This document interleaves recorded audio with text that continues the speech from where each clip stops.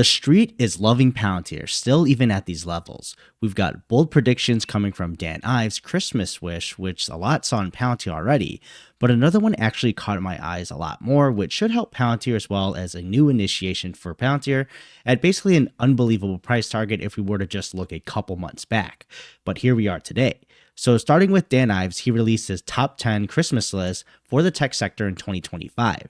Now, there are a lot of useful insights here in what he thinks will happen, even with other big tech names like Tesla, Nvidia, and so forth. But first, the obvious. Palantir pointed out at number 8 here, he wants to see them become the next Oracle. He thinks they're still the most underappreciated tech name in this universe, and after the monster run we've seen in 2024, he still believes there will be another breakout in 2025. As Palantir's AI platform product continues to transform AI use cases for enterprises, he's calling them potentially to be the next Oracle. Now, we know Oracle as the giant today all throughout businesses around the world, basically needing them to operate and handling functions all across the business, basically a foundational aspect to even operate. Dan Ives predicts Palantir can end up that way too, and if it starts to show in 2025, he believes even with the current run here today, this can justify further growth more than if we see acceleration from the 30% we've seen the most recent quarter.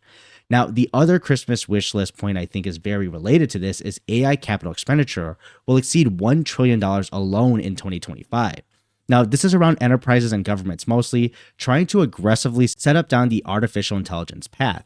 As more use cases come out and software buildouts are implemented, the consumer and enterprise landscape is ripe for these dollars to flow in. So who would win from this? Well, many obvious players like Palantir, because if there is cash for a work productionalized product right now, then you can get your hands on to operationalize AI in a secure but scalable manner.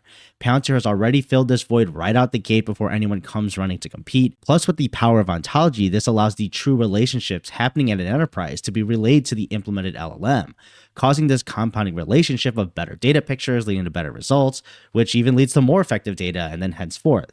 So if these wishes come true, there's no doubt there will be a lot of tech winners, but Palantir seems to be at the top and prime position to win huge as well. And adding on to the sentiment, Palantir gets a new initiation price target from Baird.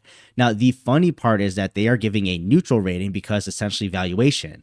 They like the company, but probably not the price as much, but seems they couldn't get away from ignoring the elephant in the market. So this initiation is after shares have surged more than 300% year to date, and they point out the expanding government contracts as well as growing market share for commercial revenue. With AIP launch, they note how US commercial growth has catalyzed and that they are excelling at actually putting generative AI applications into production, which is the most value they expect to see extracted in the coming years when it comes to AI. So it sounds like they've been listening to Dan Ives because we literally just covered this. Now, the price target they give is still technically below the current price as of this recording, probably showing the neutral rating, but essentially any numbers they put into justifying the valuation today means the growth will need to be getting faster and accelerating. But they believe this can be possible as a force multiplier within the government, so we'll see who ends up right in the end with the higher bullish price targets coming out for Palantir. But it seems that this period of excitement is not slowing down yet, but who knows? It's still just another analyst opinion, same as Dan Ives, and you must make your own decisions. Please do your own due diligence and not investment advice, but curious to know your thoughts below, and I'll see you in the next video.